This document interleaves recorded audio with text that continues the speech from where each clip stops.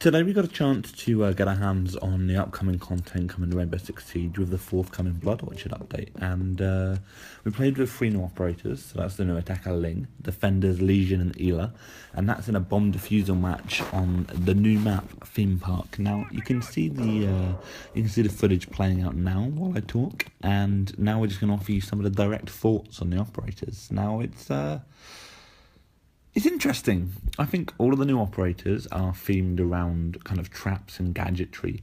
And while the game that you're seeing now is my first, I also got to play them a little bit more in a queue jump. So I didn't just play them in a 4 versus 4. Now, let's start with Ela, who you should see on screen now. Now, Ela is the Polish Grom operator. She's a defender, and she's a 3-speed 1-armor operator. Now, she's got a Scorpion Evo SMG, which is a complete beast.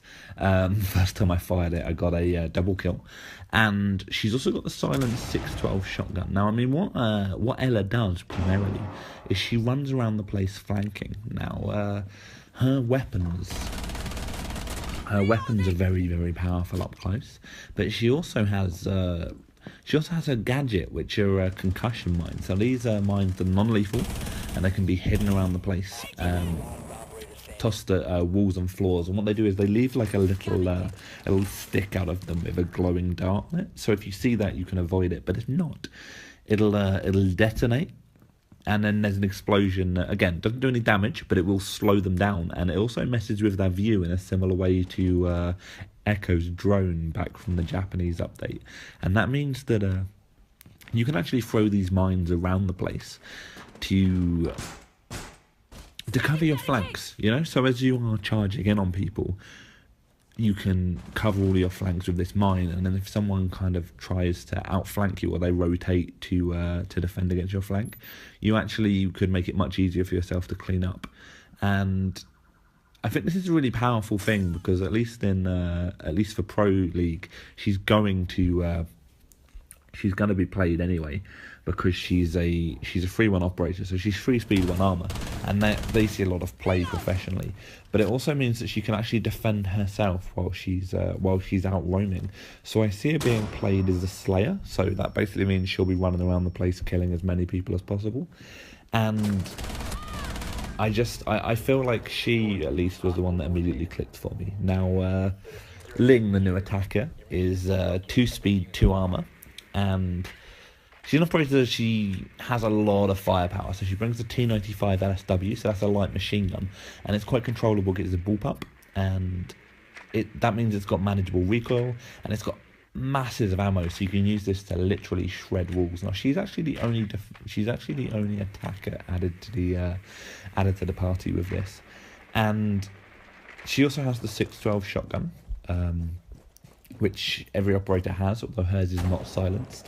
And I mean, both of her weapons are very loud, but that doesn't make any difference, because her gadget is a trio of devices called the Candela devices. Now, a Candela is a ball filled with flashbangs, basically, and you can use it to blind everyone around you.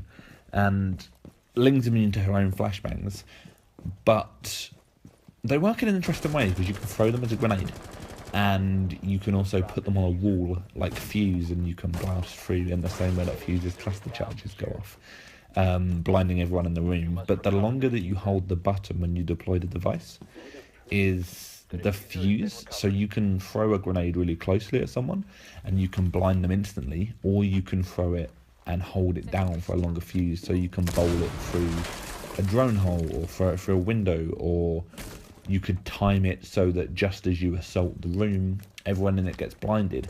I think it'll take a little bit of work for people to work out the exact optimal way to use her, but I also think that she has some of the most powerful potential. I mean, when pro players get hold of her, there's a chance that they could quickly work out how to get her flash to go off exactly as they enter a room, and it's much easier to shoot a room full of blind people.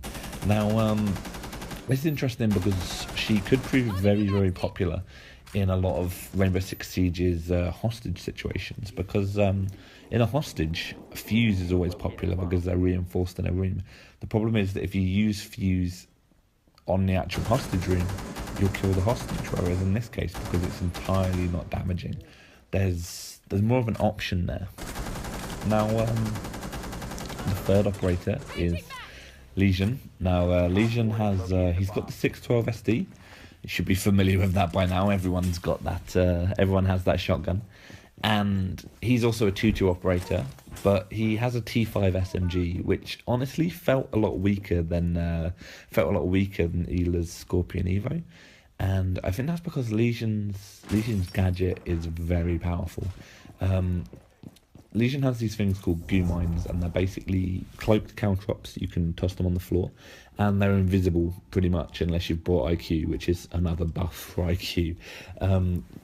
Players that step on the goo mine, they are unable to run, and they're stricken with motion altering effects, and that basically means like you start tilting again like Echo's drone, you can't run, and also you get a damage over time effect.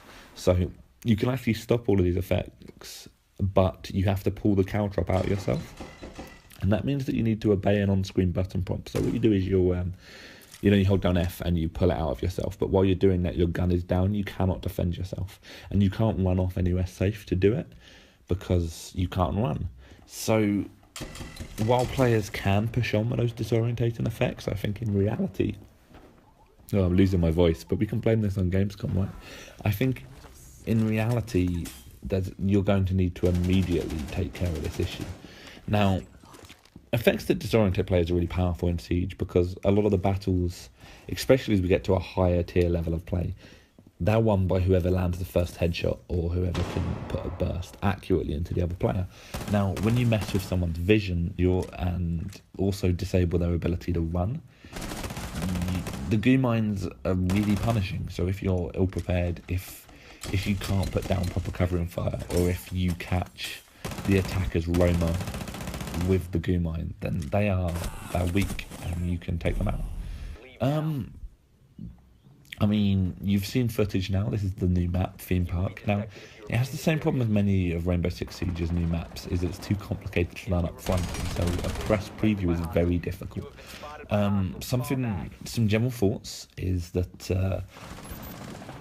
the map wasn't that interesting. There are occasional bits of like fairground scenery and paraphernalia, but it feels like a fight in a warehouse. It's a series of small rooms, they're tied together with destructible surfaces, and I think with some familiarity that the structure will start to reveal itself.